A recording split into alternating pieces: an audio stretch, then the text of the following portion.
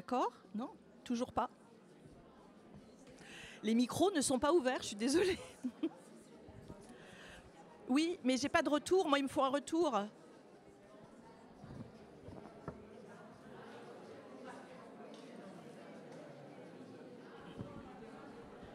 Et puis, je m'adresse à une salle qui doit m'entendre.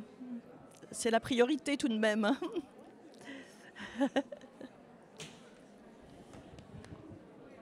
je veux bien me soumettre à tout, mais il y a quand même des gens dans le public, il faut qu'ils nous entendent.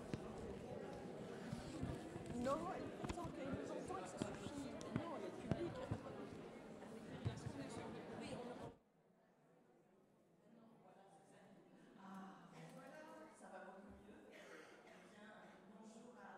Et à tous et soyez les bienvenus donc pour ce débat consacré aux femmes et au machisme ordinaire. Je vais commencer par faire un tour de table de cette belle et forte assemblée en faisant des présentations très rapides. Sarah Difala, journaliste à l'Obs, et Salima Tendish, qui vous êtes chercheuse en cinéma, chargée de cours à l'université Paris Diderot, et vous êtes toutes les deux co-auteurs d'un livre qui s'intitule Beurette, un fantasme français, et qui est paru aux éditions du Seuil en 2021. Choukria Haïdar, ancienne professeure d'éducation physique, vous êtes aujourd'hui la présidente d'une association qui s'appelle Negar, ce qui signifie la trace, et qui est une association de soutien aux femmes afghanes. Rada Temgranzer, vous êtes gynécologue, obstétricienne, franco-libanaise et fondatrice de la Maison des Femmes à Saint-Denis. Et puis vous êtes l'auteur d'un livre qui s'intitule Au pays du machisme ordinaire, qui donne donc son titre à la rencontre, et qui est un livre d'entretien paru aux éditions de l'Aube en 2021. Natacha Henry, vous travaillez sur le sexisme et vous menez en parallèle une carrière d'auteur jeunesse, ce qui est un peu étranger à notre débat d'aujourd'hui, quoique, on va sûrement trouver des liens. Et puis, vous êtes également consultante spécialisée dans la lutte contre les violences faites aux femmes. Et vous êtes l'auteur, je vais citer quand même votre dernier livre, qui est un livre jeunesse, qui s'appelle L'affaire des faits de Cotinglé, qui est paru en 2020 aux éditions Rajo. Et enfin, Inès Orchani, poète, romancière, traductrice. Vous vivez entre la France et la Tunisie. Et vous êtes l'auteur récemment d'un livre qui s'intitule Gazelle Théorie et qui est paru aux éditions Pauvert en 2021. Donc aborder cette question du machisme ordinaire va nous amener bien sûr à parler des privations dont les femmes sont victimes, mais aussi des violences, des différentes formes de violences qu'elles subissent, du harcèlement au viol, en passant bien sûr par les violences conjugales, et en allant plus loin, les excisions et autres mutilations que le corps des femmes peut subir à travers le monde. Je pense que, si vous le voulez bien, on pourrait commencer par parler de regard, parce qu'au fond, dans ce sujet-là, on est toujours dans des situations où il y a des regards d'hommes portés sur des femmes, avec des assignations à certains comportements, ou des assignations à des rôles identitaires que l'on accepte ou que l'on refuse. Mais dans tous les cas, cette question du regard, elle est vraiment importante.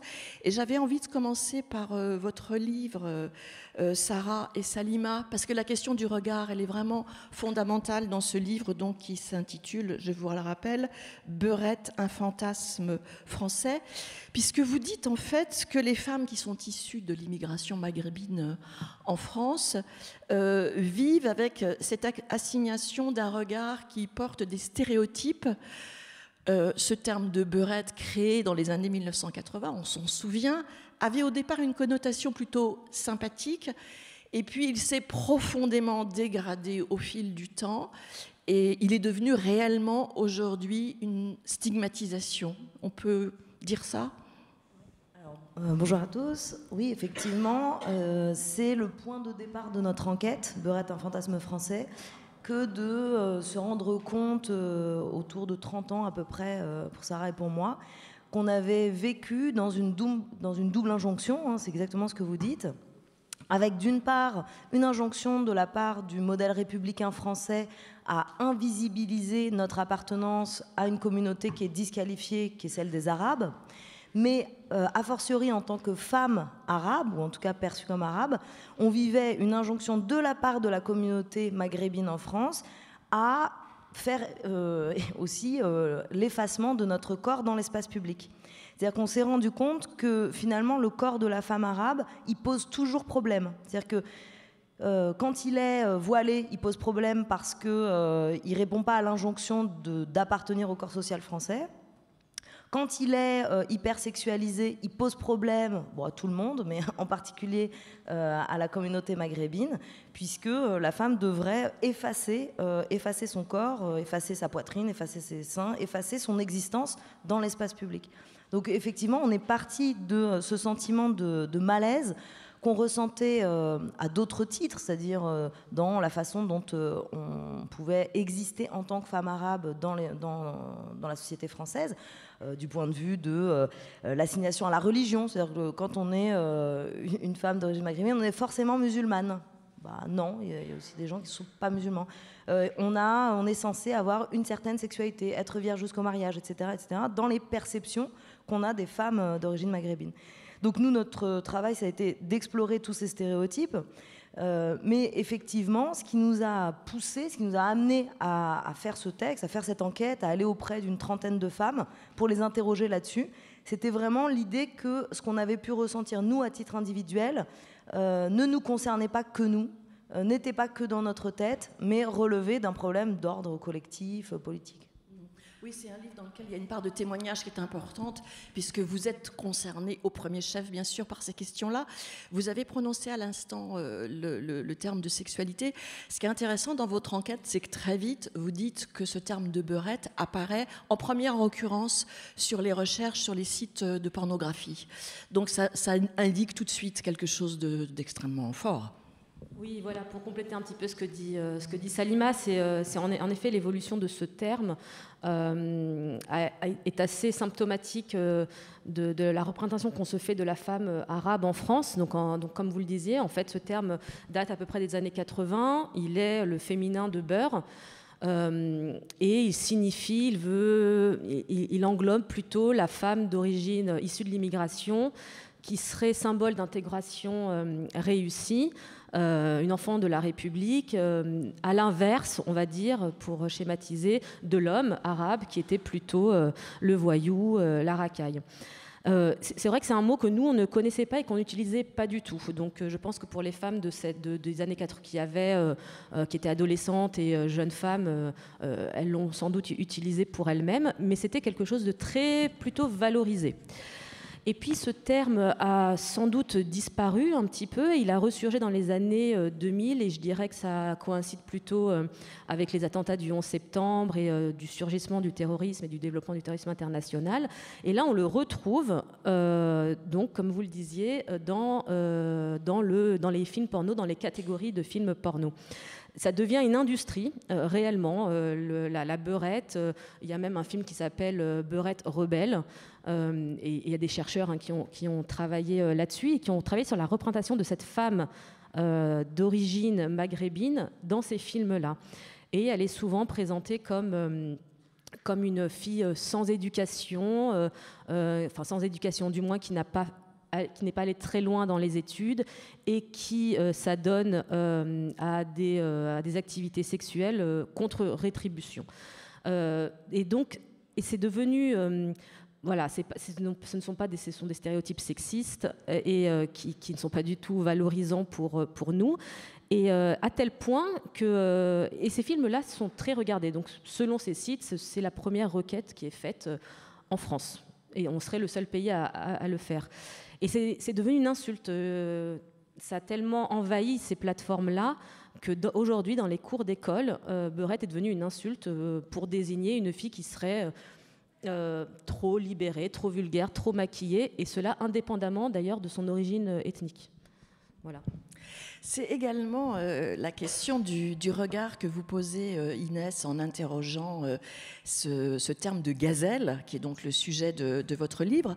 Ce terme qui est utilisé comme argument de séduction dans un certain nombre de pays, notamment celui que vous connaissez bien, puisque vous vivez, donc je le disais tout à l'heure, entre Paris et Tunis. Sauf que ce terme de gazelle, il renvoie à une animalité. et que donc du fait, il fait des femmes des proies. Oui, bonjour à toutes, bonjour à tous. Le terme de gazelle, c'est un terme ancestral qu'on retrouve dès la première œuvre littéraire connue, c'est-à-dire l'épopée de Gilgamesh. La femme y est déjà comparée à une gazelle. On retrouve ensuite ça dans la Bible, dans le Cantique des Cantiques, où la femme, les seins de la femme, de la bien-aimée, sont comparés à deux fans. Et puis on retrouve ça aussi dans la rue de Tunis, au Liban, enfin dans tout le monde arabe, cette comparaison accourt. Alors ce que j'ai voulu faire, disons que je n'ai pas eu peut-être le même parcours que vous deux, Sarah et Salima, c'est-à-dire que le mot gazelle, moi, ne m'a jamais heurté comme le mot beurette peut le faire. Je l'ai plutôt pris sur un mode ludique. Ah, puisqu'on parle de gazelle, eh bien creusons, voyons ce que veut dire gazelle et découvrons que les gazelles ne sont pas si fragiles, qu'elles ne sont pas si dépendantes, qu'elles sont au contraire très autonomes, que leurs cornes sont acérées, qu'elles peuvent parfois faire semblant d'être blessées, mais c'est juste une feinte. Elles sèment assez vite leurs prédateurs. Donc j'ai voulu jouer avec ce stéréotype. Ghada Temganzer, à la Maison des Femmes, que vous avez donc créée à Saint-Denis en 2016, vous accueillez de plus en plus de femmes qui viennent pousser la porte pour être écoutées et pour être soignées également. Des femmes qui ont non seulement été victimes des regards, là on vient de parler d'un certain nombre d'injonctions et d'ingérences dans leur vie, mais qui sont victimes aussi de violences. Alors ça va de la réparation de l'hymen en vue d'un mariage, en passant par le viol, en passant bien sûr par les violences conjugales. Vous accueillez toutes sortes de situations et vous entendez toutes sortes de récits. Oui, effectivement, c'est quelque chose qui est d'une terrible banalité, en fait, ce que des destins de femmes peuvent contenir de violence. Alors évidemment, il y a des destins où le continuum des violences est particulièrement saisissant. Je pense aux femmes d'Afrique subsaharienne, par exemple, qui, le scénario est juste fou. Vous êtes une femme, donc on va vous exciser, puis on va vous marier, parce qu'avec quelqu'un que vous n'avez pas choisi, il va vous violer, puisque vous n'avez pas envie de faire l'amour avec lui, et comme vous n'avez pas envie, il va vous frapper. Et donc au bout d'un moment, après quelques grossesses, accouchements, fausses couches, liées éventuellement à des coups sur le ventre, vous allez partir. Et vous allez traverser l'Afrique et vous allez vous faire violer, emprisonner. Vous allez peut-être être obligé de rentrer dans un groupe de prostitution. Et puis vous allez traverser la Méditerranée, vous allez perdre des copines, des enfants. Vous allez arriver en Italie, en Espagne, et rebelote, centre de détention, viol, agression. Et puis vous allez arriver en France et vous allez rencontrer l'intégration des migrants en France, qui est encore une autre forme de violence. Donc ça ne s'arrête jamais. Et alors évidemment, les beurettes ne vivent pas forcément la même chose. Je reçois beaucoup de beurettes, et notamment dans des histoires de mariage arrangé, d'injonctions familiales. Et là encore, on a du travail parce qu'elles viennent pour que je leur refasse l'hymen, parce qu'elles ont une vie amoureuse, parce qu'elles ne subissent pas l'injection « sois vierge et tais-toi ». Mais au bout d'un moment, comme l'homme avec lequel elles vivent, leur famille n'en veut pas, et que le choix cornélien, c'est lui ou ma famille, on va choisir la famille et on va encore accepter de nouvelles violences. Et bon, voilà, je pourrais vous en parler toute la journée. Mais on va y revenir, hein, bien évidemment. On va compléter ce premier tour de table. Natacha Henry, vous travaillez auprès de l'Union européenne, notamment sur cette question des violences faites aux femmes, et notamment aux violences qui s'exercent dans les milieux professionnels. Et vous avez réalisé une série de courts-métrages consacrés à ces violences. Et la première question, c'est tout simplement de savoir où sont diffusés ces courts-métrages. Alors d'abord, merci à tout le monde d'être ici. Je suis particulièrement émue parce que la première fois de ma vie que j'ai participé à un salon du livre, c'était ici, il y a plus de 20 ans, il y a 22 ans exactement. Et que c'est une époque que je voudrais évoquer parce que déjà à ce moment-là, je fréquentais Shukriya Haïdar et son combat extraordinaire pour la défense des femmes en Afghanistan, et que je suis au bord des larmes de me rendre compte qu'elle est là aujourd'hui et qu'on en est là, quoi. Donc à l'époque, j'étais venue pour un livre qui s'appelait Dites-le avec les femmes, dites-le avec des femmes, le sexisme ordinaire dans les médias. Bon, là, on a fait un peu de progrès en 20 ans, donc c'est super. Par ailleurs, oui, je travaille dans la prévention, la prise en charge du harcèlement sexuel en entreprise, en milieu professionnel. Pas seulement en entreprise, j'ai travaillé beaucoup avec, par exemple, le personnel des urgences de l'hôpital Cochin à Paris. J'ai travaillé avec les femmes de la RATP, etc., etc. Donc, on parlait du regard, pour dire en 2 mots, le regard s'accompagne... le regard, c'est très abstrait. Enfin, le regard qui est traduit dans mon parcours sur le terrain, c'est que quand même, ça s'accompagne de gestes, pour le moins. Pour le moins, c'est-à-dire, vous êtes avec les femmes de la RATP, vous dites, bon, alors voilà, je rappelle la loi, hein, harcèlement sexuel, agissement sexiste, heureusement, c'est dans la loi aussi maintenant, etc. Et puis, tout d'un coup, on me dit... tout d'un coup, il y a un groupe de 20 femmes, donc je suis seule avec elles, je veux personne de l'entreprise, juste moi avec elles. Et tout d'un coup, elles me décrivent que, eh bien, il y a des faits d'exhibition sexuelle toutes les 3 minutes. Ce groupe-là, par exemple, les 20 femmes, elles avaient toutes vu le pénis de leurs collègues, il faut le faire quand même. Ça n'arrive pas dans l'édition, hein, mais je veux dire, à la RATP, c'était...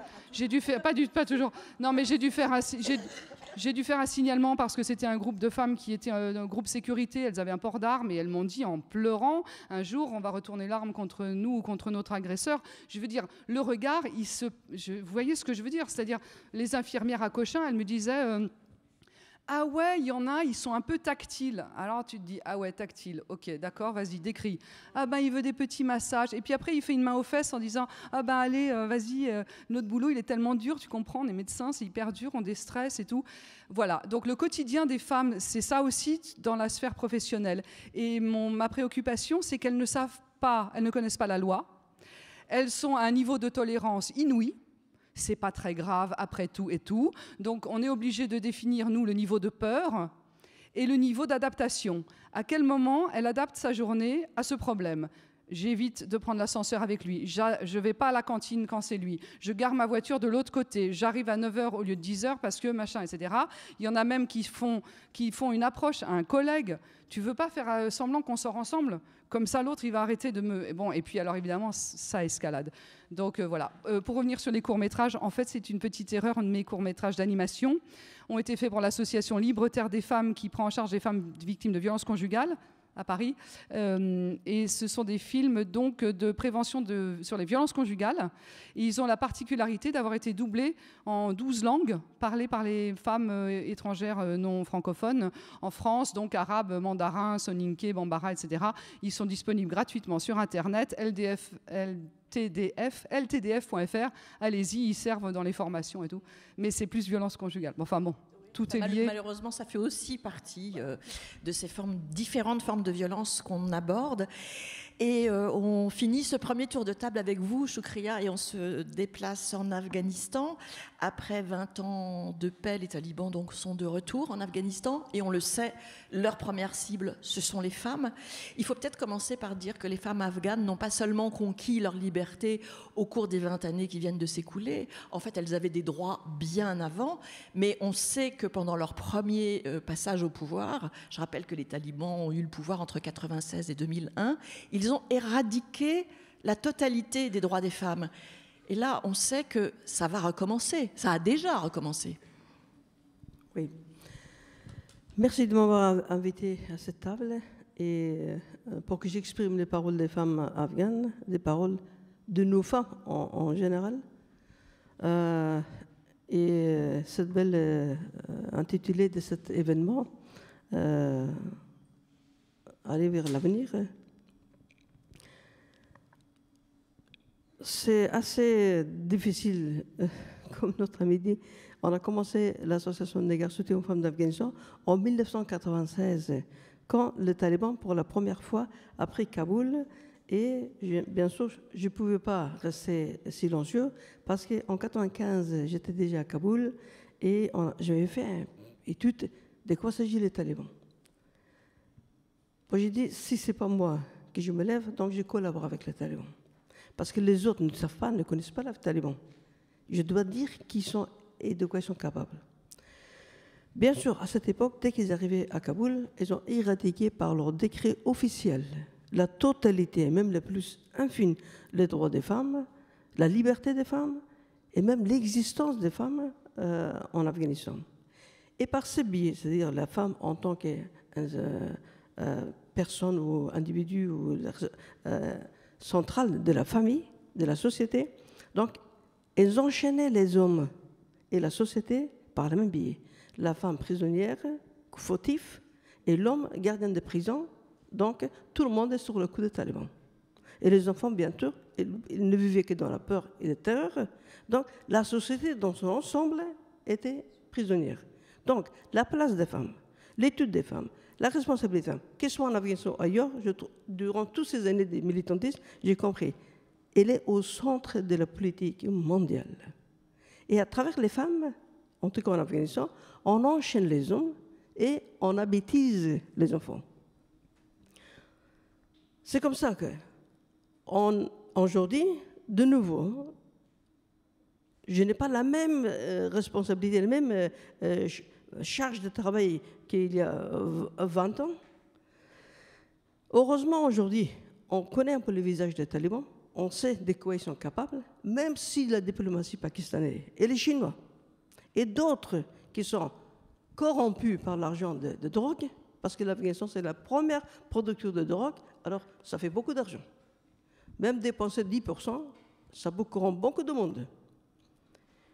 Et aussi d'autres intérêts économiques qui se présentent dans la région. Le sous-sol afghan, c'est riche de A à Z, sur la table de Mendeleev. Donc, porter les mains sur l'Afghanistan et de profiter de tout cela, c'est quelque chose d'important. Et aussi, j'ouvre un autre paramètre. L'histoire, ce n'est pas qu'aujourd'hui. Il y a 22e siècle, 23e, 3000 ans, et ainsi de suite. Donc, c'est la suite du monde qui est en compte. Il faut le voir. Je reviens sur la question des talibans et l'Afghanistan. Bien sûr, l'Afghanistan en tant qu'un pays tiers-monde, un pays de l'Orient, le machisme ordinaire, il existe comme dans tout l'Orient. Ce n'est pas...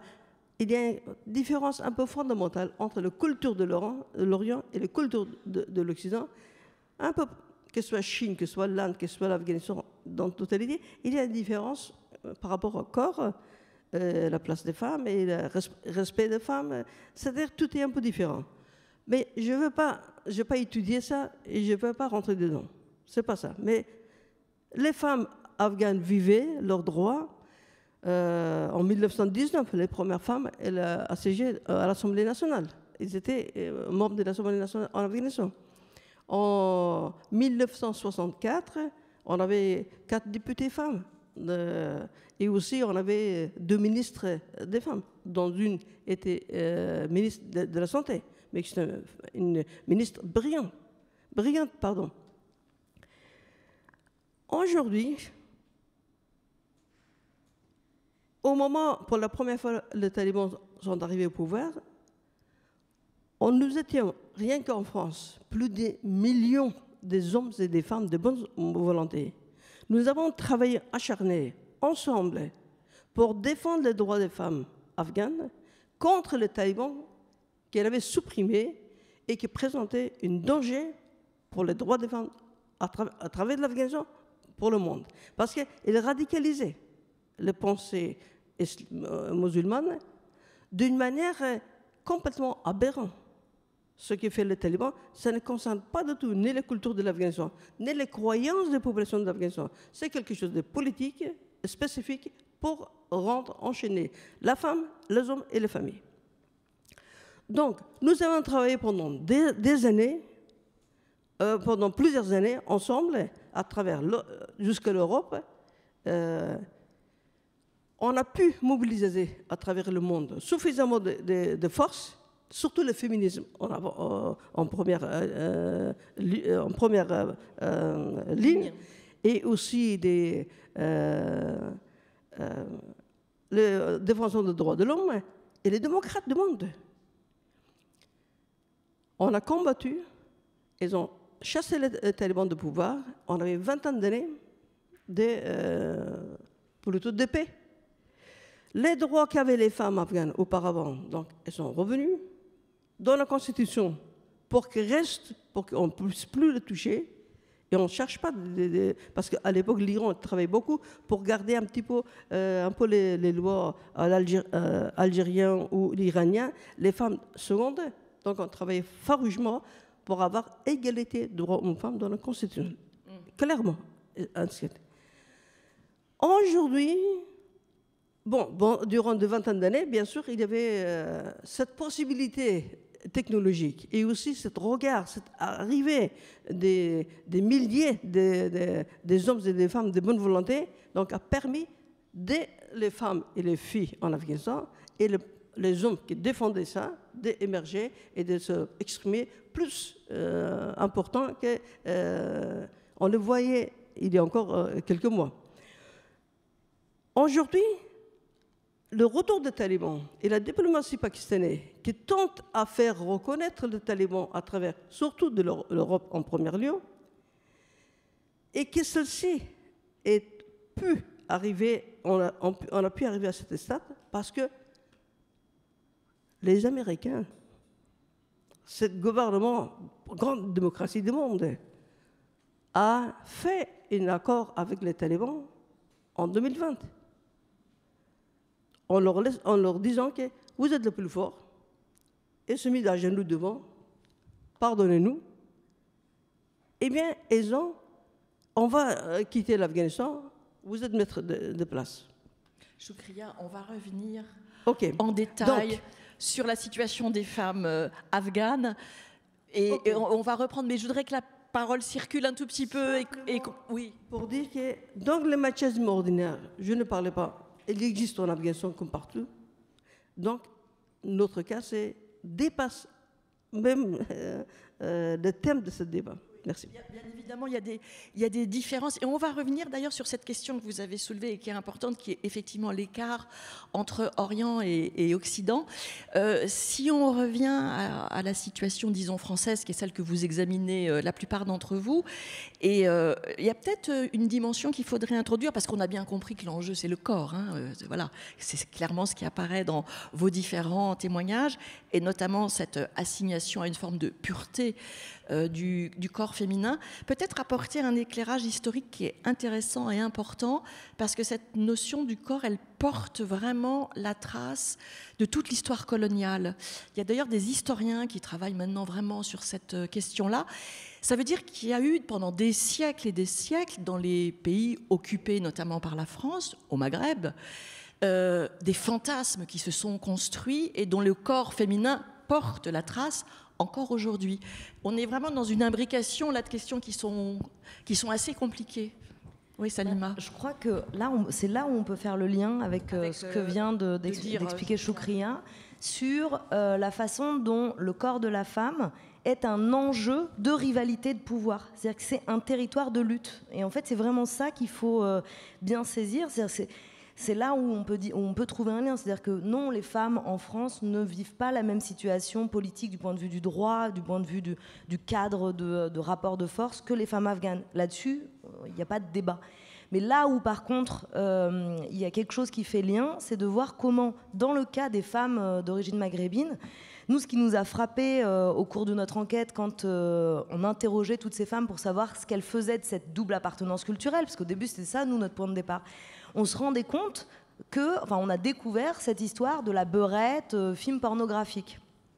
Et là, on s'est dit, mais c'est une manière de continuer la représentation qui existait déjà à l'époque coloniale du corps de la femme comme objet de rivalité entre le dominant qui est le colonisateur qui veut saisir le territoire et avec lui ces femmes et ces hommes, c'est-à-dire mettre les hommes sous leur joug et les femmes tout autant, et en particulier, c'est-à-dire exprimer la conquête dans le corps des femmes. Et ça, Christelle Tarot, notamment historienne, elle a travaillé là-dessus, parmi d'autres.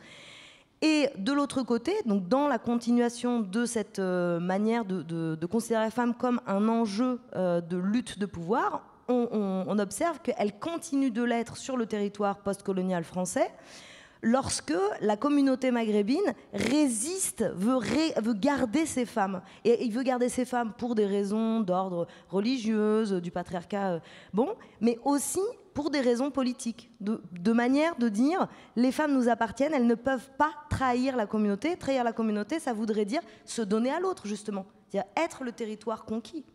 Donc c'est là où on se rend compte que dans le cas, en tout cas, des femmes maghrébines en France, dans une situation postcoloniale, on est obligé d'être dans une, dans une double lutte, c'est-à-dire lutter à la fois au sein du patriarcat maghrébin, d'une culture religieuse, pour obtenir des droits, pour jouir de notre corps librement, mais on est aussi obligé d'avoir à l'esprit qu'il y a ce risque d'aller dans le camp adverse.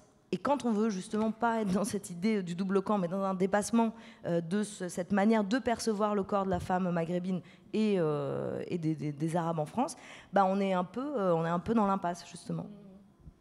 Mais ce machisme ordinaire dont nous parlons, il s'est construit, il est héritier en fait de ces regards qui se sont bâtis pendant des siècles d'occupation.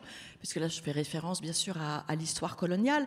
Et donc le corps des femmes porte les traces de cette construction et de ces fantasmes, Inès. Vous qui avez travaillé sur cette notion de gazelle, c'en est une belle illustration. Ce que je retiens de ce que vous venez de dire, c'est que le corps des femmes est l'enjeu, mais que ce machisme emprisonne aussi le corps des hommes. Je crois que, on a parlé de l'excision assez rapidement, il y a d'autres pratiques corporelles qui touchent aussi aux hommes, qui ne sont peut-être pas comparables, mais moi tout ça j'essaye de l'interroger, c'est-à-dire pourquoi est-ce que les sociétés cherchent à genrer de façon binaire les corps. Pour moi, c'est ça la question. Pourquoi est-ce que les sociétés, quelles qu'elles soient, cherchent toutes à faire qu'il y ait des hommes bien reconnaissables, donc par exemple des hommes circoncis, reconnaissables à cette pratique, des femmes qui soient aussi reconnaissables en tant que femmes par le voile. Et alors je creuse un peu, parfois de manière un peu provocatrice. Je n'ai pas de la science infuse, disons, mais sur l'excision et la circoncision, j'ai une hypothèse selon laquelle ce qu'on ôte lorsqu'on enlève le gland du clitoris à un sexe féminin, c'est sa part masculine. Si on considère que le clitoris, alors je parle sous votre contrôle et je serai très heureuse d'avoir votre retour. Oui. Et le voile, c'est aussi une façon de marquer sa féminité. Et la question pour moi avec le voile, c'est est-ce que le voile fait de la femme, de nous, des femmes, des objets ou des sujets?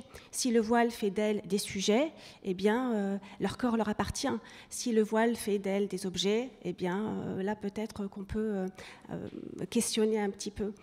Donc, j'essaye de poser la question du machisme peut-être de façon qui inclut aussi les hommes, les femmes et puis les êtres non-binaires qui sont dans une sorte de dépassement du masculin et du féminin. Oui, mais la fin de la binarité, ça c'est une position intéressante sur laquelle on reviendra. Rada, ce que vient de dire Inès vous fait réagir dans quel sens? Effectivement, on compare et de plus en plus l'excision à la circoncision. L'objectif n'est pas forcément le même. Il y a cette idée d'appartenance à un corps, le corps des musulmans, le corps des juifs. Et puis il y a eu pendant des années une circoncision d'ordre de purification, d'hygiène. Les Américains étaient tous circoncis. Dans des pays comme le Liban, la Syrie, la Jordanie, même les chrétiens étaient circoncis parce que c'était propre. Mais on n'avait pas idée que ça pouvait agir sur la sexualité. Or, les pédiatres aujourd'hui nous expliquent qu'en enlevant le prépuce, on ne touche pas à l'organe sexuel, mais on le met à vif. Et donc, il est soumis à des frottements, et il devient plus épais et moins sensible. Et donc, d'une certaine façon, on entrave un petit peu aussi la sexualité des garçons. Et puis, il y a des pays où on les circoncis de manière assez abrupte, et ça se termine par une nécrose de la verge, une mort par septicémie, donc c'est jamais neutre. Et si on était vraiment, même si on acceptait l'injonction religieuse, Dieu a créé des corps parfaits, il ne faut surtout pas y toucher. On peut aussi aller par là. Alors pour les femmes, c'est effectivement différent, c'est une reconnaissance, mais c'est aussi une domination sur la sexualité. C'est très clairement, tu ne jouiras point. Et c'est moi qui peux jouir, moi l'homme, parce que beaucoup d'hommes sont mariés avec des femmes excisées, mais ont des maîtresses non excisées. Ce qui leur permet d'humilier encore plus leur femme en disant t'es comme un bout de bois, c'est absolument pas intéressant de faire l'amour avec toi, t'as jamais envie. mais en même temps, tu es ma femme et tu restes à la maison. Donc, c'est vraiment un processus extrêmement complet. Et vous avez raison, il y a, notamment chez les Bambara, des thèses où on enlève le clitoris de la femme, c'est sa part masculine, et on enlève le prépuce du garçon, c'est sa part féminine. Allez comprendre, hein. Il faut toujours justifier de toute façon a posteriori. Vous venez de prononcer un mot qui est important, c'est le mot d'humiliation. J'imagine, Natacha, que dans les situations que vous avez rencontrées, les femmes qui se sont confiées à vous et qui vous ont fait part des situations de ce qu'on appellerait le harcèlement ordinaire, qui n'a rien d'ordinaire, bien évidemment, cette question de l'humiliation, elle est centrale. En fait, moi, je travaille sur les solutions. Donc j'aimerais bien qu'on parle des solutions, parce que sinon je vais être super déprimée d'entendre tout ça à la fin de la journée. Il faut d'abord commencer par les constats. Le public aussi, il faut que vous sachiez, cher public, qu'il y a des tas de féministes dans cette salle qui sont sur les associations de terrain et qui font un boulot formidable tous les jours. Et donc il faut quand même dire qu'il y a des choses qui existent. Oui, mais finissons les constats. Les constats, oui, bien sûr. Le sexisme, le machisme, c'est effectivement, je te remets à ta place que moi je pense être comme ça. Je veux dire, c'est humiliation, oui, en violence conjugale, bien sûr, c'est une stratégie de l'agresseur de dire t'es moche, t'es grosse, t'es conne, tu vas jamais en trouver un autre, t'élèves mal les gosses, tu fais mal la bouffe, nanana, nanana. Oui, bien sûr, on met ça sous le compte des violences psychologiques. Je pense que c'est ça, en fait, l'humiliation. T'es jamais assez bien, t'es jamais assez belle, t'es jamais assez mince, t'es jamais assez intelligente, et ainsi de suite. Oui, c'est sûr que le sexisme se sert de l'humiliation comme une stratégie... Oui, c'est vrai, oui. Je ne sais pas quoi dire d'autre parce que moi, quand je fais mes interventions comme ça, notamment en milieu professionnel, je vois sous mes yeux éclore le MeToo, c'est-à-dire que je dis à ces femmes, alors, est-ce que ça vous évoque des choses? Et puis, s'il y en a une qui dit... Ah, j'en ai un peu marre parce que quand même, etc. L'autre va dire immédiatement après, ah ben oui, moi aussi, je vois de qui tu parles, dis donc, ah ouais, d'accord. Et là, tout d'un coup, on ouvre tout un monde où c'est MeToo. C'est-à-dire que, concrètement, le MeToo, c'est ça. C'est-à-dire que tu t'aperçois que t'es pas là, c'est pas que tu viens pour dire moi aussi, c'est que tu t'aperçois que la copine aussi, en fait. Et donc... Je travaille beaucoup sur les actions de solidarité, il n'y a que ça qui m'intéresse, le collectif, et maintenant mes réflexions actuelles sont vraiment sur le rôle des témoins. Qu'est-ce qu'on fait quand on est dans une situation où on voit sous nos yeux quelque chose, on entend les voisins et des cris et des portes qui claquent et des filles qui se font emmerder dans la rue à longueur de journée. À Paris, c'est puissance 12 en ce moment. Qu'est-ce que je fais moi quand je passe? Voilà. Inès ? Alors pour continuer sur les constats et puis après arriver aux solutions, peut-être qu'on peut aussi se poser la question en changeant de point de vue, c'est-à-dire pourquoi est-ce que certains hommes ont besoin de faire preuve de machisme ? Souffrance, c'est peut-être pas le mot, mais quel nœud, quel complexe est-ce qu'il y a derrière ? Est-ce que derrière, il y a une peur de l'abandon, de la comparaison, de l'impuissance ? Peut-être qu'on peut aussi soigner... Interroger le masculin. C'est ça, interroger le masculin. Et pour la circoncision, par exemple, non pas que je fasse une fixation là-dessus, mais Derrida a écrit un livre qui s'appelle Circonfession, qui, moi, m'a beaucoup marqué, et je me suis rendu compte que certains hommes avaient pris la parole de façon aussi, pour parler de leur point de vue. Donc c'est peut-être cette question-là aussi qu'on peut se poser, c'est que sert le machisme ? À qui sert-il ? À qui profite le crime ? Rada ? Je voudrais revenir sur cette question de l'humiliation. Dans mes consultations, elle est centrale. C'est-à-dire que quelle que soit la technique de l'agresseur, tout est humiliation. Et tout aboutit à une perte totale d'estime de soi. Et c'est ça le premier problème des femmes, où qu'elles soient, et quelle que soit la violence qu'on exerce à leur encontre. Et beaucoup disent, je préférais qu'ils me tapent plutôt qu'ils ne m'humilient, parce qu'au moins c'est visible, et du coup on peut s'occuper de moi. Alors que si je suis décrédibilisée en permanence, et qu'aujourd'hui il a tellement bien travaillé que je sais que je suis une merde, mais personne ne me croit. Donc je pense que c'est extrêmement important de creuser cette question de l'humiliation. Elle est pour moi, elle est centrale. Et puis après, juste un petit peu du côté des hommes, les hommes sont aussi victimes de ces choses-là. C'est-à-dire que des hommes victimes de mariage forcé, c'est quand même terrible. ils n'ont pas envie d'épouser leur cousine. Ils sont amoureux de la voisine, mais ils n'ont pas le choix. Ça fait un peu référence au roi de France. Moi, je travaille à Saint-Denis, il y a une basilique magnifique avec une nécropole sublime. Bon, les rois et les reines de France, on ne leur demandait pas leur avis. Ils étaient mariés à 5 ans, il fallait absolument unifier les royaumes, et c'était le début de la mainmise de la société sur la sexualité et le couple. Donc, je pense que la virilité, l'injonction de virilité est un piège terrible, et je pense qu'il faut que nous, les femmes, on aide les hommes à sortir de ce piège aussi, parce que c'est bon pour nous et c'est bon pour nos enfants. Il y a peut-être alors une autre dimension qu'il faut qu'on introduise, parce qu'on n'a fait que l'esquisser et elle est vraiment fondamentale, c'est la part de la religion et des religions dans cette question de la soumission du corps des femmes. Les religions, toutes les religions séparent le masculin du féminin, et asseoir le pouvoir des hommes et soumettre les femmes, ça fait partie du registre de la plupart des religions, avec des nuances, hein, bien évidemment. Est-ce qu'il faut aller jusqu'à dire que les religions sont liberticides ? Je vous pose la question. Qui commence ? Inès. Alors peut-être qu'on peut commencer par les nuances, et puis après... Moi, je vais surtout parler des religions que je connais bien, c'est-à-dire le judaïsme et l'islam, et puis on pourra comparer avec le christianisme. Lorsqu'on revient au texte en hébreu et au texte en arabe, les mots qui désignent Dieu ne sont pas des mots genrés. Elohim est un mot pluriel, et Allah est un mot qui a aussi son féminin. Bon. Donc,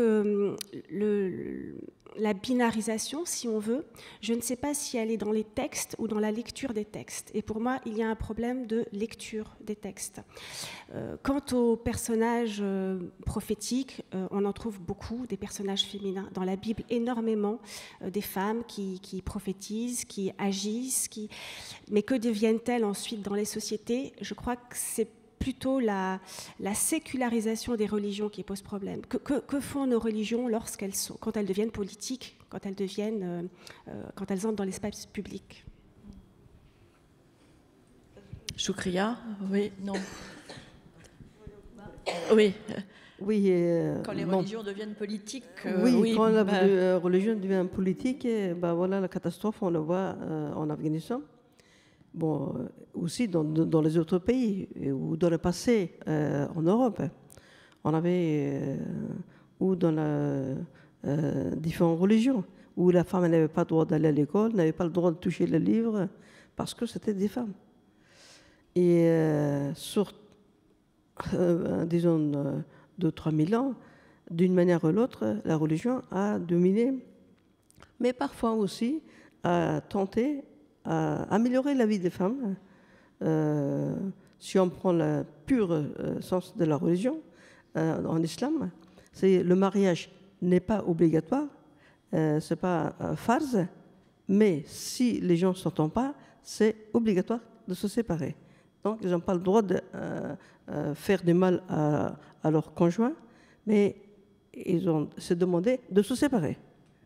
Mais maintenant, concernant l'adultère, de manière dont il est fixé dans le Coran même, il faut 4 témoins visuels qui ont vu l'acte.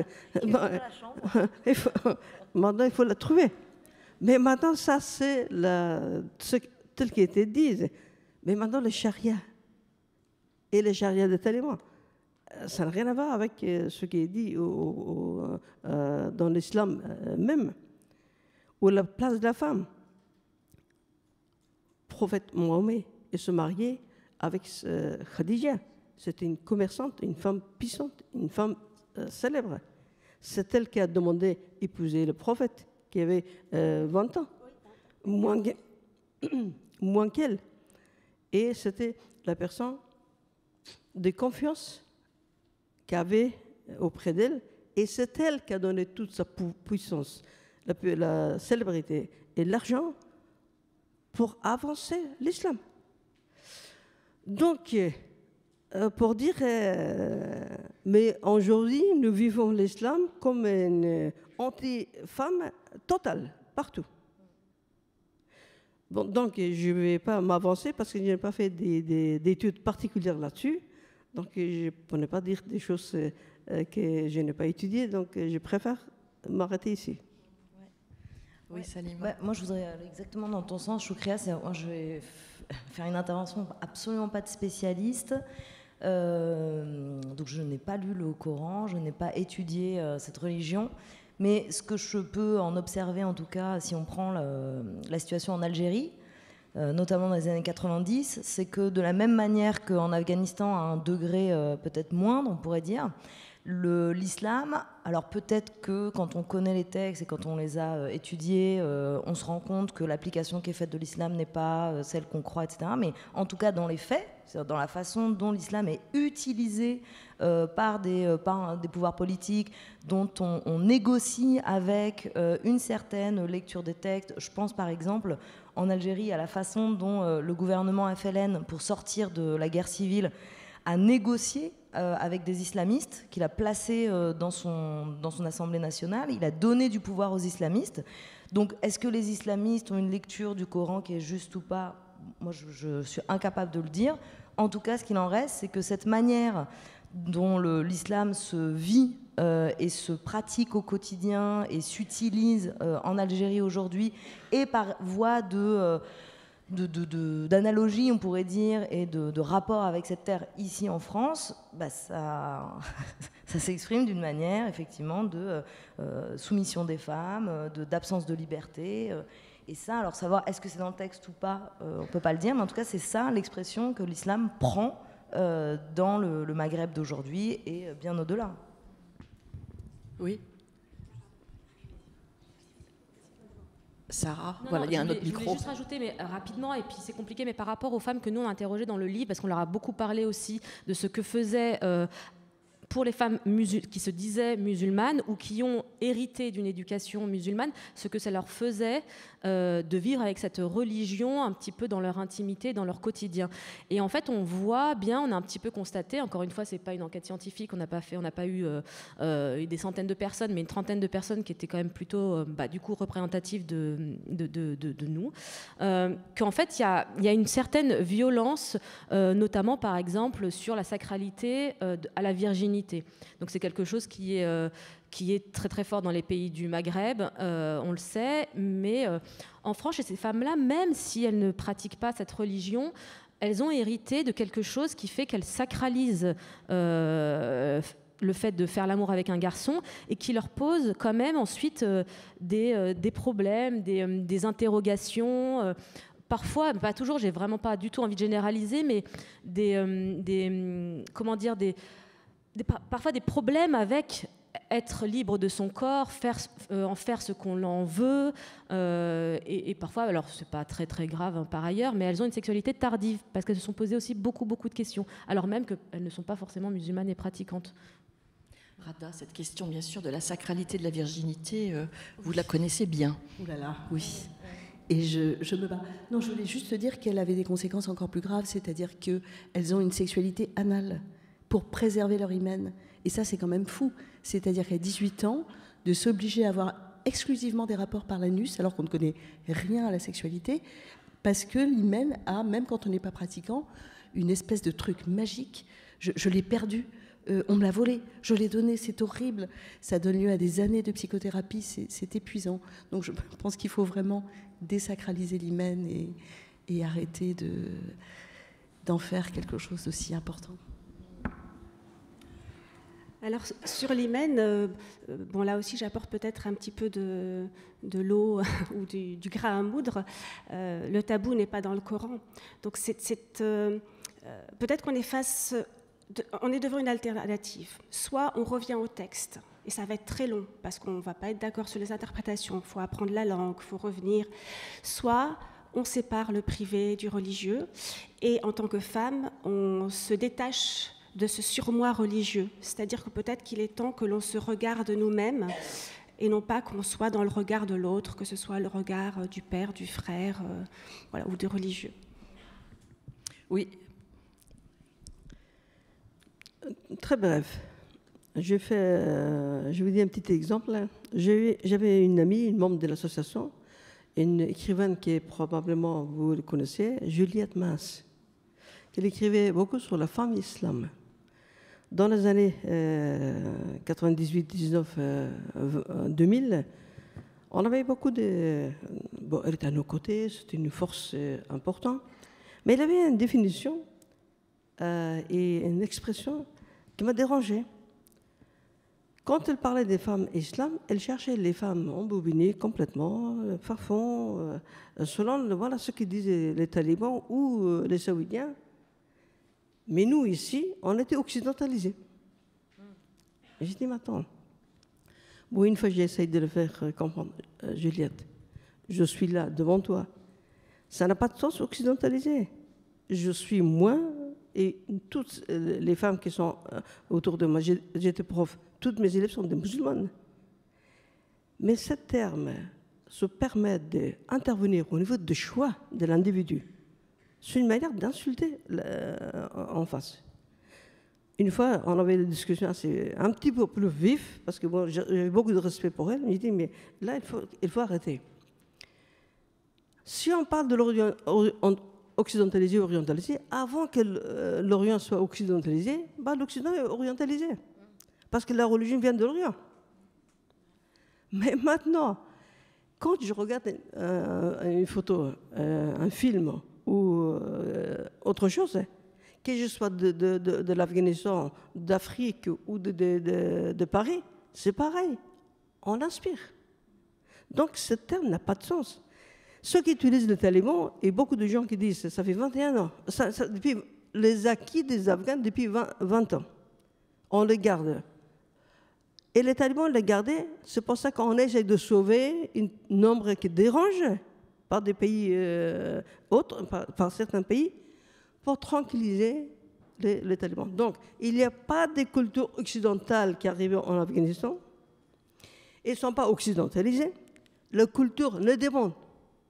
Bien sûr, il y a des particularités, mais tout individu est libre. On aimerait bien que tout individu soit libre. Au chapitre, alors je ne sais pas si ça sera la question des solutions, mais enfin en tout cas des premières réponses que l'on peut apporter à ces situations, Natacha. Je pense qu'il faut d'abord commencer par évoquer la parole. Parce que le temps de la parole, lorsqu'on doit parler de harcèlement, d'inceste, de viol, on sait que c'est un temps long et qu'il faut donner les conditions et les possibilités que cette parole-là s'exprime.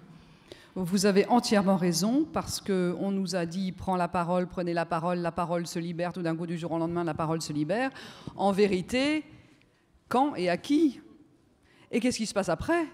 Parce que vous allez peut-être à votre médecin généraliste ou bien à votre copine, cousine, etc., dire quelque chose. Mais qu'est-ce qu'elle fait, cette personne-là, de cette parole? Et c'est pas parce que j'ai dit que j'avais été victime de ceci ou que j'étais en ce moment victime de cela que ça règle pas grand-chose, en fait. Donc, ce qui est très important, c'est de trouver, d'identifier des points d'appui dans ces cas-là, et à qui je vais parler et comment ça s'organise. Donc, évidemment, une réponse rapide, c'est d'aller voir les associations féministes spécialisées, évidemment, qui sont habituées à cette écoute, habituées à la prise en charge, et qui peuvent dire à une victime, « Madame, revenez encore mardi prochain, et voilà le dossier qu'on peut faire pour vous, selon la violence, les violences dont on parle, allez voir madame, etc. » Enfin, en fait, ça peut être assez contre-productif de tout d'un coup parler comme ça. Et puis à qui? Et puis si vous parlez à quelqu'un qui ne vous croit pas, ou qui rabaisse un peu ce que vous êtes en train de dire, ou qui dit bah, « attends, enfin, je le connais très bien depuis 20 ans », ça peut arriver aussi, ça. Et ça peut être encore plus embêtant.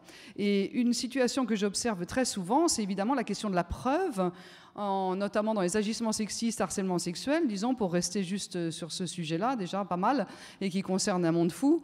Elles me disent, mais il n'y a pas de preuve. Ben oui, parce que évidemment que l'agresseur, il va faire le coup quand il n'y a personne. Avec tes yeux comme ça, je ne peux pas te refuser la promotion, qu'est-ce que tu veux pas le week-end prochain, etc.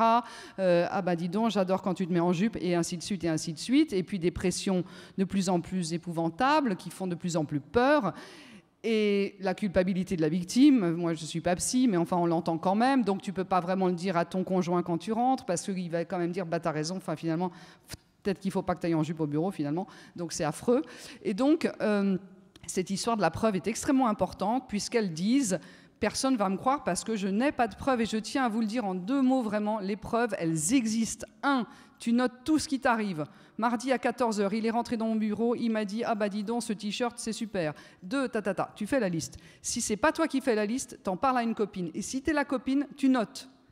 Elle m'a dit le mardi, etc. Tout ça, juridiquement, ça constitue preuve. Un témoin ou une témoin n'est pas, je vous fais un cours, mais parce que pour gagner du temps, quoi. Un témoin ou une témoin n'est pas forcément là en voyant la situation. Un témoin ou une témoin peut être quelqu'un, dans les cas de harcèlement sexuel notamment, à qui vous avez raconté l'histoire. Et donc le jour où tu balances, tu vas dire, bah en fait c'est vrai, je me rappelle, j'en ai parlé à ma copine Sophie.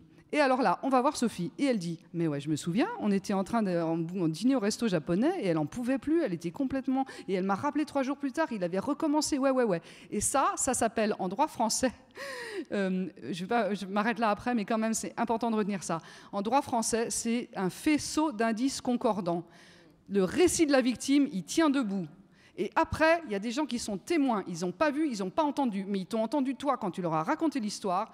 Et le législateur appelle ça faisceau d'indices concordants. C'est un bon début pour que le type arrête ses agissements. Si ça peut servir. Ouais. Cette question de la parole, vous l'abordez toutes d'une manière ou d'une autre, bien évidemment. Radha, c'est bien évident que chaque réparation, parce que vous réparez des corps de femmes, hein, au sens propre du terme, elle est bien sûr précédée d'un long temps de parole. En fait, chaque violence, c'est une histoire, c'est un récit qu'il faut écouter. Il est certain que la parole est l'arme thérapeutique la plus efficace, parce que c'est vrai qu'une fois qu'on a déposé à son médecin, à sa sage-femme, tout ce qui vous pèse, et parfois c'est la première fois qu'on en parle, et c'est la première fois que quelqu'un vous dit « Ah oui, bien sûr, je vous crois, je suis là, on va agir ». Donc ça, pour les femmes, il semble que ça n'ait pas de prix. Et bien sûr, ensuite, il y a toute la partie prise en charge psychothérapeutique, c'est la thérapie par la parole, là encore. Il y a maintenant des exercices et des techniques, le MDR, l'ICV, qui approfondissent cette thérapie de la parole. Mais la parole reste au centre. Et quand les femmes sont prêtes à porter plainte, à se faire opérer, à quitter le domicile, ça passe aussi encore et toujours par la parole. Donc c'est quand même pas tout à fait rien, libérer la parole. C'est un bon début. Sarah et Salima, c'est aussi quelque chose de fondamental dans votre livre, cette question de la prise de parole, parce qu'on voit, et vous le constatez à travers toutes les femmes que vous rencontrez, à quel point le temps de prendre la parole sur cette question de l'appartenance à la communauté maghrébine, être femme issue de l'immigration maghrébine, ça prend un temps fou pour être formulé, avec toutes les complexités que ça recouvre, bien sûr. Dans le cas des femmes que nous on interrogeait, mais nous on ne s'est pas uniquement focalisé sur ces questions-là, mais c'est une partie du livre. La parole, elle est difficile parce que chez ces femmes-là, elles aussi, elles n'ont pas en fait grand monde avec qui partager. Donc c'est aussi pour ça qu'elles ont spontanément et avec enthousiasme voulu répondre à nos questions hyper intimes. Elles ont du mal à le partager avec d'autres. Alors après, il y en a certaines qui sont aussi avec d'autres femmes issues de l'immigration, donc elles peuvent en parler. Mais en tout cas, celles qu'on a eues, très peu. Très peu parce que ce discours-là, il n'est pas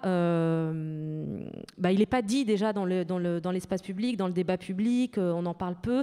Et puis le dire, c'est remonter, raconter des choses qui paraîtraient complètement bizarres face à notre interlocuteur qui ne connaît pas ces problèmes. Enfin, je pense qu'elles ne sont pas les seules à affronter ce genre de truc, mais le fait que n'existe pas cette parole dans le débat public, dans l'espace public, alors aujourd'hui on a pas mal de podcasts qui comblent un petit peu ça, mais ça reste encore sur le sujet petit. Voilà, je pense que c'est ça, et j'espère qu'avec le livre, ça permette aussi de continuer à échanger, quoi. Oui, mais c'est peut-être aussi faire le lien avec ce que tu disais, Natacha, sur la liste de « il m'a fait ci à telle heure, il m'a fait ça ». Là, c'était un peu aussi ça qu'on recueillait chez ces femmes, c'est Qu'est-ce que ça veut dire d'être une femme d'origine maghrébine perçue comme qui va bien, c'est-à-dire bien intégrée, qui n'a aucun problème, qui n'a pas vécu de discrimination à l'emploi, au logement, qui est dans un couple ou pas d'ailleurs, mais qui va très bien. Enfin, qui est perçu comme un très bien, mais qui, lorsqu'on ouvre la porte, tout d'un coup, on découvre « Ah oui, mais effectivement, j'ai droit à telle petite remarque. Ah, mais alors toi, dans ton pays, il y a des chameaux et des choses comme ça. Bah non, moi, j'ai grandi dans le 14e arrondissement, pas loin du Luxembourg. » Bon, et que des choses comme ça, et qui s'accumulent, des remarques, des sous-entendus, qui... pris un à un, ce n'est pas grand-chose, c'est-à-dire que ce n'est pas comparable avec effectivement une pression permanente, un harcèlement au travail, non, mais qui, en s'accumulant, font ressentir aux femmes qu'on a interrogées et à nous-mêmes quand on parle de nous, ce sentiment de ne pas être à sa place, d'être tolérée plutôt dans le corps social français et d'être toujours suspecte d'être différente ou d'être en ce moment peut-être musulmane, donc il ne faudrait surtout pas être musulmane. Donc il y a toujours cette idée du soupçon derrière ces petites phrases accumulées. Et toutes les femmes effectivement qui sont venues vers nous pour témoigner, le premier, quand on les rencontrait, on leur demandait tout de suite qu'est-ce qui fait que vous êtes venus vers nous, pourquoi vous voulez répondre à cette enquête avant de savoir ce que vous avez à nous dire. Et à chaque fois, c'est effectivement parce que moi, je suis censée me sentir bien. Et en fait, ça va pas. En fait, il y a un malaise que je ressens. Je supporte plus l'image des Arabes en France. Je supporte plus d'être définie uniquement à travers l'islam, que ce soit une part de mon identité ou pas. Et donc, il y a aussi ce problème du regard. Hein, c'était la première question que tu nous posais. Je supporte plus ce regard qui est posé sur moi et qui s'exprime à travers plein de petits commentaires qui me font dire que je ne suis pas à ma place, en fait. C'est ça le problème de fond. Je ne suis pas censée être là. Choukria, est-ce qu'il existe des lieux à Kaboul ou ailleurs en Afghanistan où les femmes peuvent être justement accueillies et écoutées et venir faire le récit de ce qu'elles subissent et de ce qui leur est imposé? Bien sûr, pas dans toute l'Afghanistan, mais à Kaboul, je sais que depuis les années 60, il y avait des centres où officiellement accueillir les femmes qui avaient des difficultés, aussi au niveau d'empêcher d'avoir des enfants ou aider dans différents domaines. Mais pas aussi répandu qu'ici, parce que par malheur, depuis 40 ans d'années, la guerre, tout ça, toutes ces initiatives qui étaient prises dans les années 60, comme en 1978, on a tombé dans la guerre, et bien ça continue jusqu'à maintenant. Beaucoup de choses qu'on pouvait développer, on est capable de le développer dans un pays ou dans une situation en paix, qui sont primordiales, ce sont des questions de fond. Mais malheureusement, ça a été, par exemple, pendant la période soviétique, le gouvernement démocratique d'Afghanistan, bien entendu, dans les zones où ils avaient la force qu'ils étaient placés, ces questions étaient soulevées et avancées, ou sur le point de vue juridique, aussi bien social, aussi médical.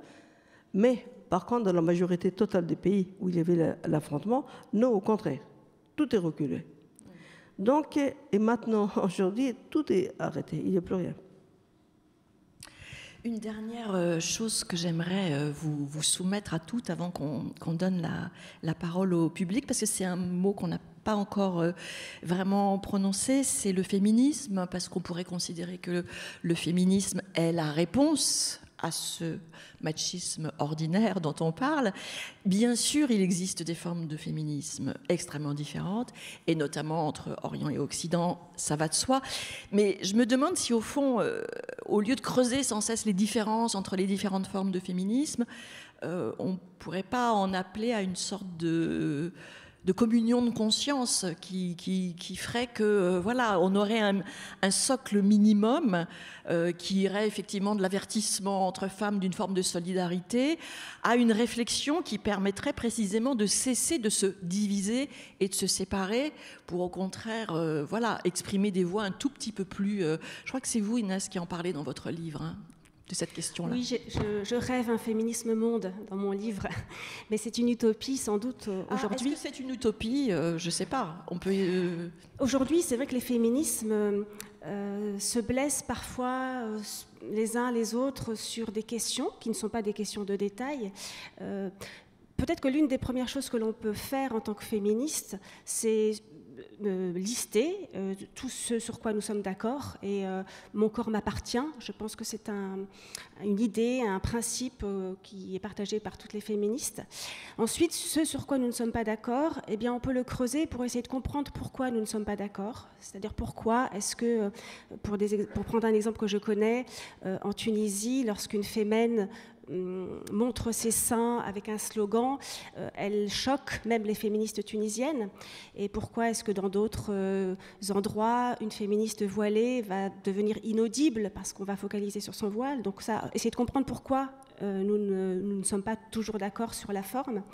Et puis personnellement, moi je crois beaucoup à la redécouverte des féministes non occidentales, non traduites encore, et notamment à Nawal Saadawi, dont je voudrais parler aujourd'hui, devant Rada aussi, parce que c'est l'une des premières femmes à avoir parlé de l'excision, de son excision. Elle est née dans les années 30 en Égypte, et elle rapporte cet épisode de façon très pudique, mais ce qui m'intéresse chez elle, et je crois que c'est une leçon aussi et une solution, c'est qu'elle va transformer le traumatisme en elle va se transformer. Voilà, c'est-à-dire qu'excisée, elle va devenir sexologue. Donc elle part de ce trauma et elle voit ce qu'elle peut faire de son corps malgré le trauma, et elle va être l'une des premières psychiatres, sexologues en Égypte, mais aussi aux États-Unis. Et elle raconte qu'elle donnait son numéro de téléphone et qu'on pouvait l'appeler 24 heures sur 24. Les femmes l'appelaient de façon anonyme. Donc je crois qu'il est aussi temps de traduire ou de rencontrer des féministes qui ne nous ressemblent pas. Qui veut intervenir sur cette question? Oui. Si vous me permettez. Oui, je prends la continuité des paroles de notre ami. Moi, je pense dans ce monde actuel que les grandes idéologies, d'une manière ou l'autre, déstabilisées. Si on prend le XXe siècle, c'était l'idéologie de gauche, du communisme, qui vraiment s'est universalisée.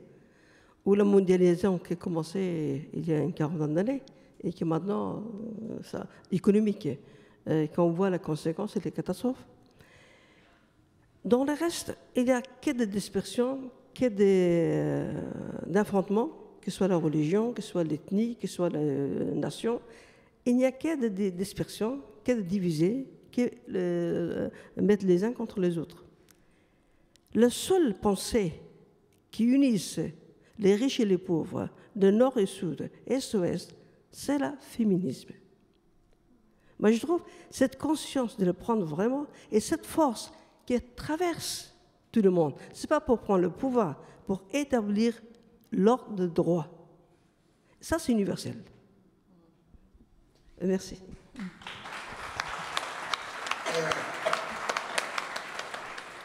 S'il n'y a pas d'autres prises de parole sur cette dernière question... Oui. Peut-être juste pour ajouter... On m'entend, hein? Oui.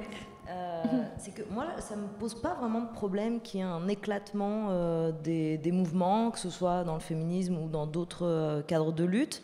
Je crois que c'est peut-être aussi un moment historique des luttes où on a besoin de voir éclater justement les dogmes, les modèles, les méthodes, pour pouvoir peut-être inventer d'autres choses. Et pour inventer des choses, il faut qu'elles soient situées. On ne peut pas inventer des trucs théoriquement. Effectivement, le combat féministe dont tu parles en Tunisie, c'est pas le même que le combat féministe en France, c'est pas le même que, etc., etc.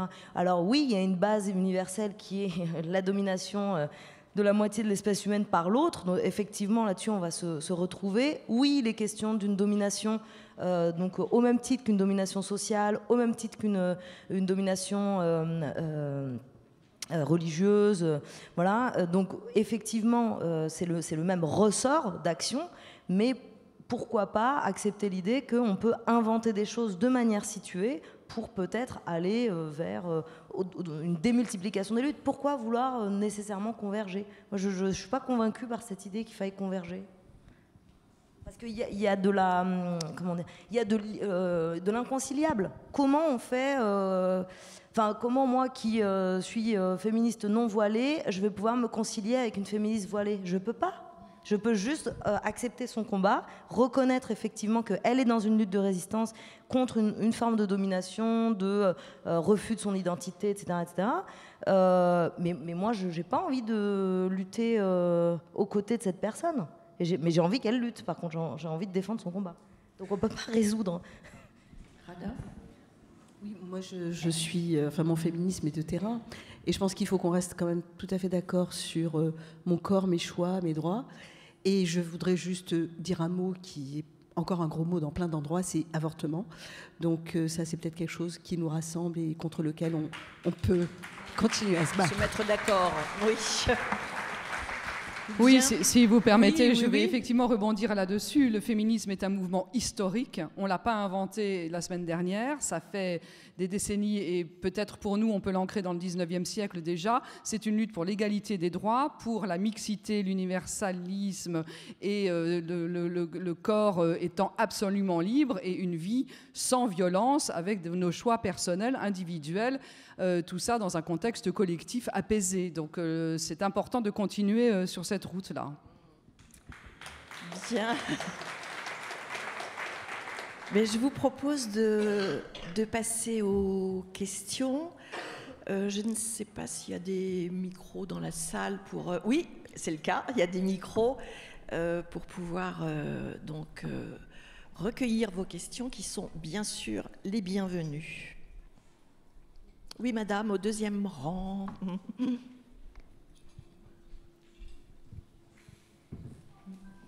Merci. Je vous en prie. Pour le débat. J'aurais souhaité aborder le mot éducation. C'est-à-dire que nous, les femmes, nous avons quand même quelque chose dans les mains qui peut être très puissant. Et à travers l'éducation, non pas défendre le féminisme, ça c'est ancré naturellement, mais par contre, intégrer le masculin dès la naissance, de façon à entériner sur les générations futures et à venir, au moins cet esprit critique. Qui veut réagir, répondre ? Moi, je travaille beaucoup sur ça parce que je suis auteur de livres jeunesse aussi, de romans. Et donc, j'ai choisi de faire des romans historiques, des biographies de femmes ayant réellement existé pour montrer des modèles positifs aux jeunes filles et que comme ça, on gagne du temps parce que plus elles comprennent cette affaire-là tôt, moins madame les récupérera peut-être plus tard parce qu'elles auront compris une sorte d'estime de soi, de combat collectif très tôt, si possible. C'est un peu mon ambition. Mais je fais bien attention de choisir des personnes, Marie Curie par exemple, qui sont entourées de personnages masculins à qui tout ça pose aucun problème.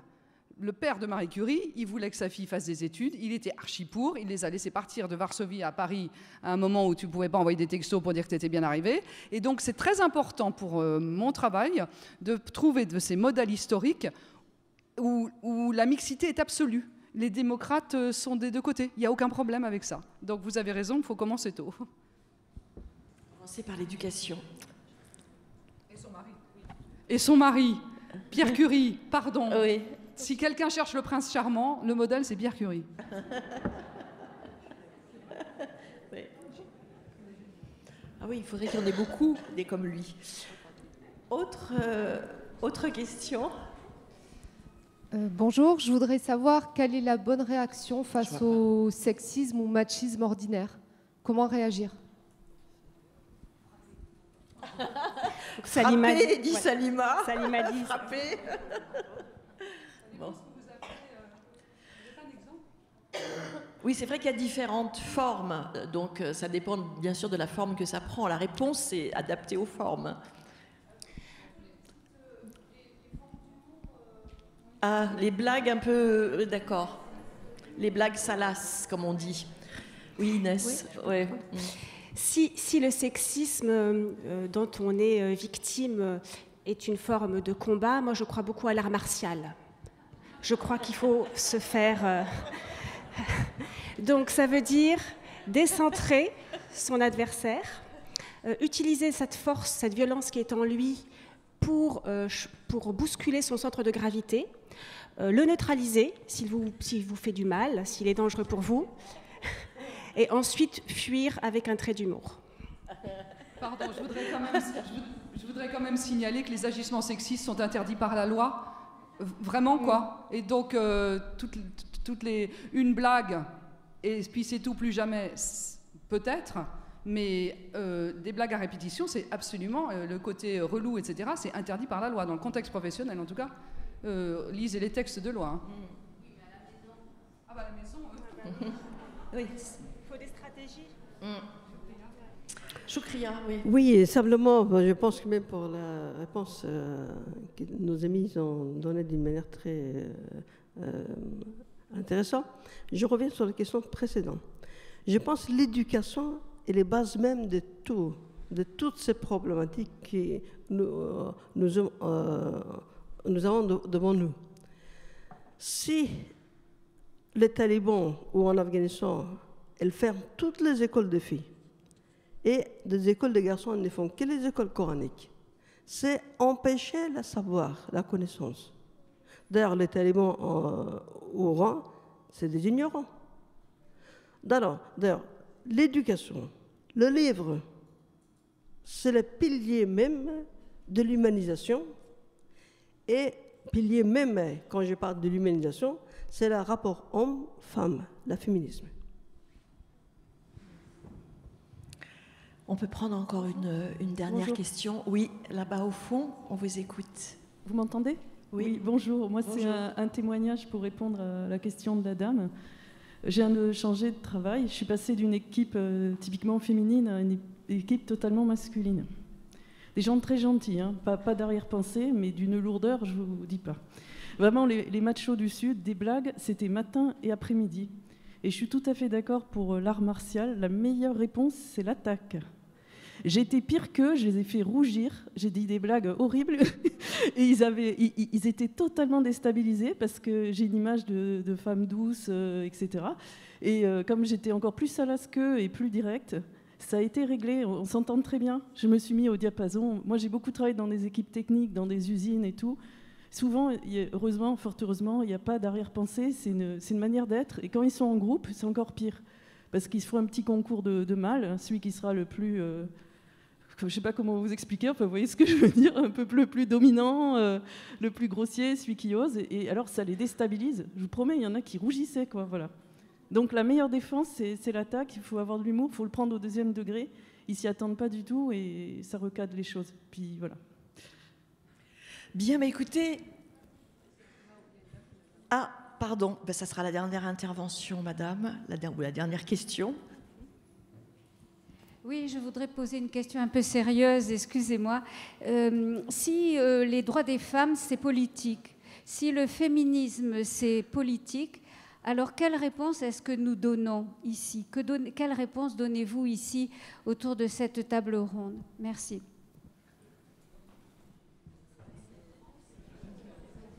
Allez, Inès se lance, je sens qu'elle va se lancer. À moins que quelqu'un d'autre se lance, non ? Je crois que nous faisons chacune avec nos compétences, avec nos talents, avec nos histoires.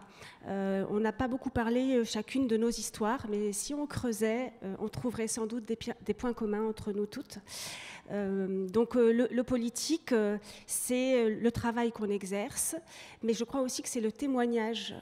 À un moment donné, sans doute que chacune de nous parle aussi d'elle et dit ce qu'elle a vécu. Et je vais passer la parole à Choukria, qui, elle, est au cœur du politique. De cette question-là, bien sûr, qui est énorme. Enfin, je voulais simplement, à la fin, demander une minute parce que j'ai quelque chose à partager. S'il y a d'autres personnes qui souhaitent intervenir.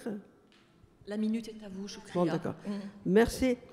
Bah, écoutez, je me lève parce que j'ai vraiment...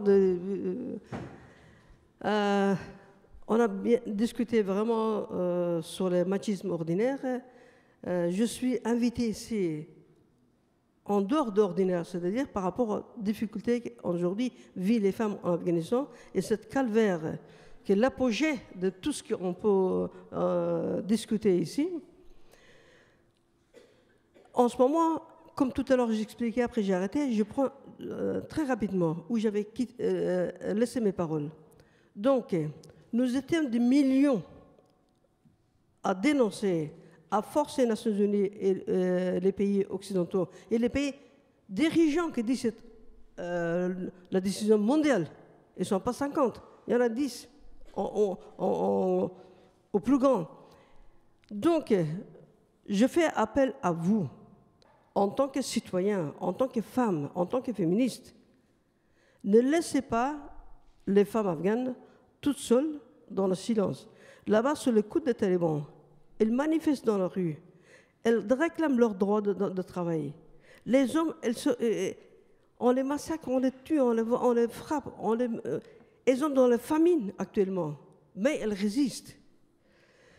Le premier établissement des talibans en Afghanistan, de Pakistan, talibans et saoudis, talibans, à Kaboul, pour élever les suicidaires. Ce n'est pas pour l'Afghanistan, parce que maintenant, considérant qu'ils ont gardé sur leur jour.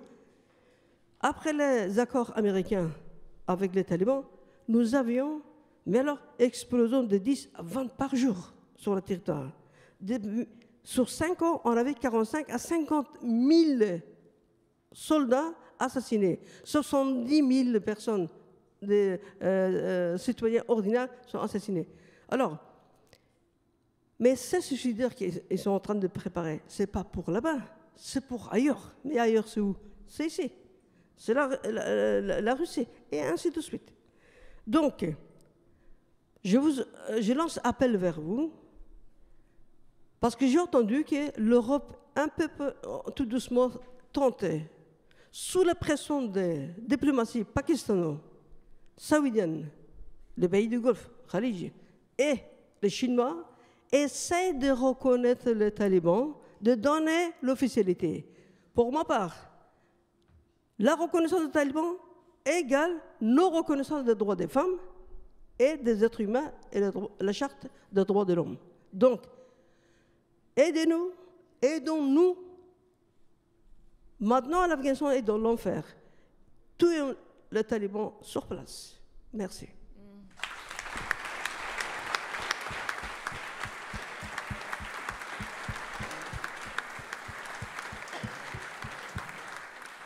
Merci Choukria. Merci à vous toutes. Merci à vous de votre présence. On vous retrouve tout de suite. Il y a une table de signature juste à la sortie, ce qui va vous permettre de retrouver chacune des intervenantes à travers ces livres. Je vous souhaite une très bonne journée.